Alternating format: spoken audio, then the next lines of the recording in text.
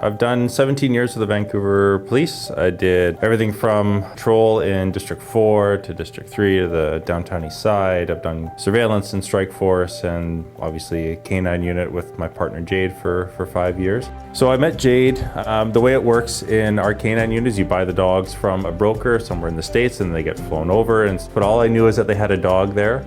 It was a female and she was a big lady. I got to go by just to kind of see maybe some of what's going on at kennels, and I happened to see the dog and I saw her and I fell in love with her right away. We've been inseparable ever since. I often say that for the longest time while I was in the unit, I spent more time with her than any other person, my wife, my kids, anyone on the planet.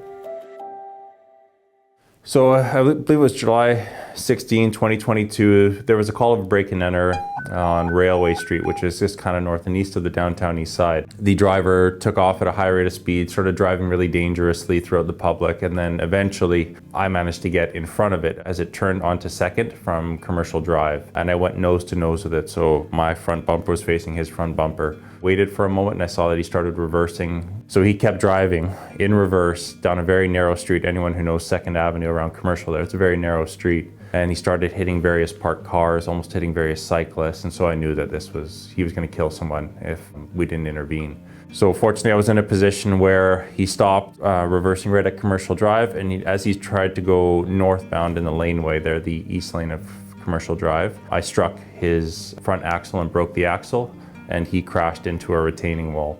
So I took the chance and I got out of my car and I grabbed Jade.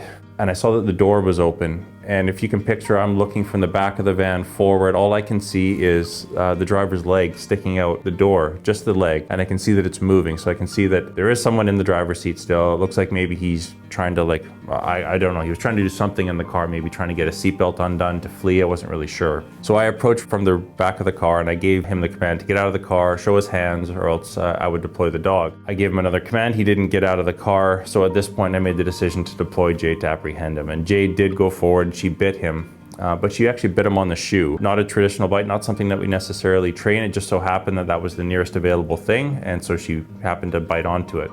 Right as I moved up, I was now in the actual driver well of the vehicle. So I was right up against where the suspect was, the driver of the car was, and also standing right over top of Jade. As I stood over top of Jade, it hit me all in a flash. I could see from the center console of the car over towards my head the flash of something silver, and at the last second I realized it was actually a large revolver that was pointed at my head. Jade readjusted her grip from his shoe to his leg, and it seemed to me, looking at his face, to cause quite a bit of pain. That momentary adjustment from Jade to go from his shoe to his leg caused him to take the gun from my head and put it onto Jade's head. And he pulled the trigger and he shot, and I could see a large ball of flame come out of the gun. It was very obvious that it was a real gun, and it was very obvious to me that he had just shot. So I was certain in that moment that Jade was dead. And he pointed the gun at my head again.